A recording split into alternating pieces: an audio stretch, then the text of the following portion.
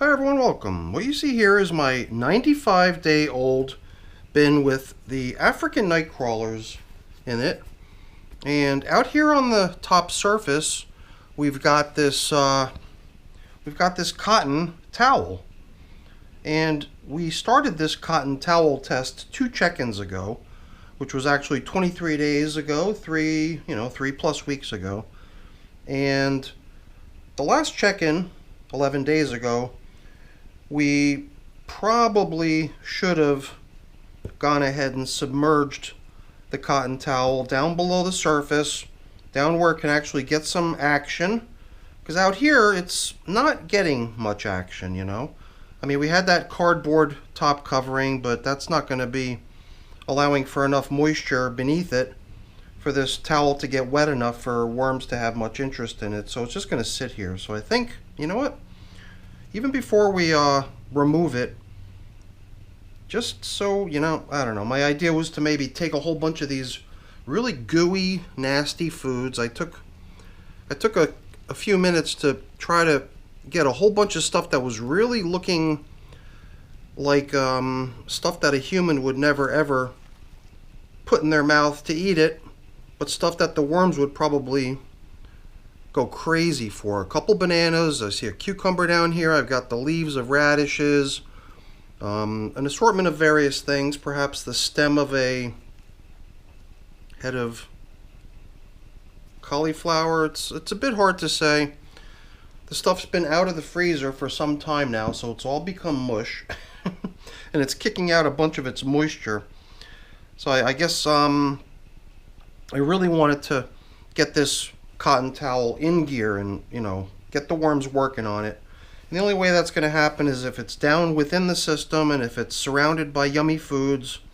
So I promise today we're not gonna pull away from doing it that way. We're gonna definitely include that thing down in the feeding zone.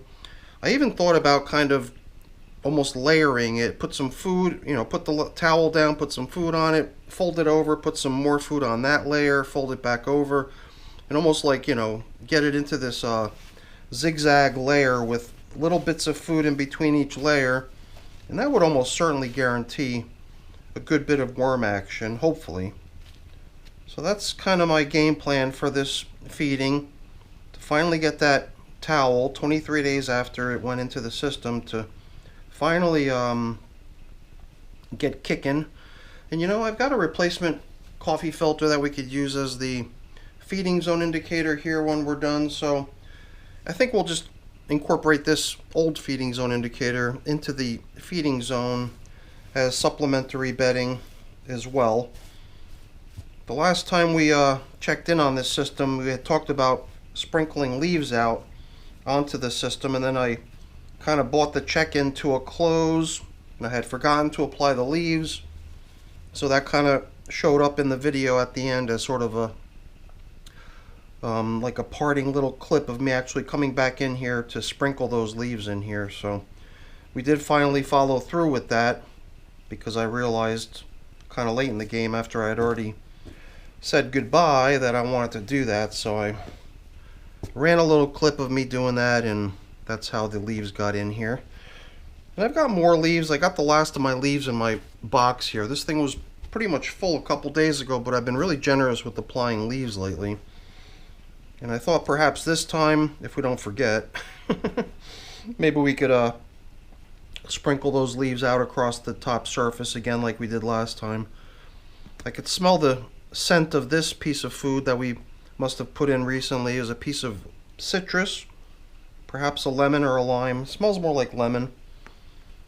And I don't really even remember what else might have been included in the last feeding.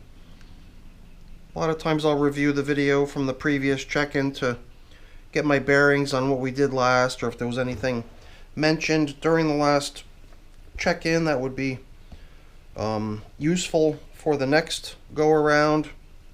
This time I didn't really do that. I think we've got another piece of citrus here. This one seems like it's holding together much better than the other one was. I've already sort of managed to cover up some of the old food items that we bumped into, so let's try to keep our food items in a little pile over here, the stuff that we encounter along the way.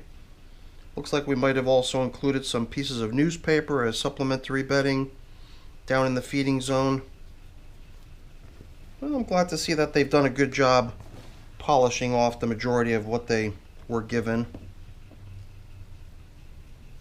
Citrus, I guess that usually does take a little bit extra time for them to break it down. They'll eventually get through it, but it takes a little time, I guess, for the acidic citric acid in the stuff to dissipate so that the microorganisms are able to get started on breaking the stuff down so that the worms can also help with that. But I got a feeling that if we were to take, for example, this lemon here that's still holding together quite good, if we were to sort of break it apart a little bit, that would also help. All of that surface area that we're creating for all these little fragments and chunks, all exposing that yummy food to the wormies rather than allowing it to just be obscured from access down within the center of the fruit. That'll probably help too. Alright, so we've definitely excavated a good size hole, and I think we're going to need it because the feeding is a pretty generous one. Not to mention the fact that that towel is also going to need to fit down here in the hole alongside the food too. So I am anticipating the need for some pretty abundant space to get this feeding done the way I envisioned it. So let's see how that works. Let's get the towel in here. Let's leave a little bit of it down in the hole over here, like so, draped out so that we can put the first little bit of food out on top of it. And then we'll fold it over, add some more food, and rinse and repeat. So let's see here. Let's start grabbing some stuff. We got some leafy type stuff, or the stem of something over there. This also looks like a stem, so we'll stick the stems down low. That'll be kind of like layer number one combined with a little bit of leafy matter. And I've got my grit here, so why don't we include a little bit of grit here to help with the breakdown process. Hopefully by doing it this way we're not going to obscure the foods too much from worm traffic. Hopefully the worms are able to make their way in to where the foods are, even though at this point perhaps getting at that stuff from the side is really the only way to do it. And let's see, we had a few chunks. I don't know, that first more broken up lemon that I encountered in the beginning seemed to vanish. I know it's over here somewhere, but whatever. Figure let's throw some more of this stuff down here, and then on top of that we can include a little bit more of this leafy matter. And you know, let's get one of these bananas going too, right? Because pretty soon we're gonna fold over another layer and we're gonna be out of material with which to create any more layers. So I wonder if I can sort of tear this banana in half. It does seem like it is quite possible to do so. So we'll try to get a banana into each of the last two layers. The last layer is not going to be covered with any towel, it would seem. That last layer is just going to be covered with food. And let's not forget, we wanted to include a little bit of grit with this food. This is a fairly generous feeding, got to admit. And I don't think we came quite as high up on the level as I thought we would. It does seem like we managed to squeeze it all in here pretty nicely. I see some stem of pepper and the core of a pepper, a little bit more lettuce or something, and that last chunk of banana. And you know, I almost forgot, let's not forget, we wanted to get this piece of paper in here, the old feeding zone indicator, down into play, so that they can work that stuff down too. And now I think that this towel is officially going to start getting broken down a lot more quickly than just sitting out on the surface. Hopefully everyone agrees that that's the right way to play it. So I figured to get that large cavity we created to build the feeding zone covered up, we're going to need a good bit of material to level things off. So we'll take advantage of the stuff that's out on the edges that we've not had a chance to peek into quite yet, and bring that in boards to cover up with. And I guess at this point, all those bits of leaves that we had spewed out across the top surface are now just getting blended in, and that's something I kind of like to do too. I really like having all that nice extra bedding sort of floating around everywhere, so that as the worms cruise around, they've got little bits of leafy matter to nibble on all over the place. Yeah, I like how this looks.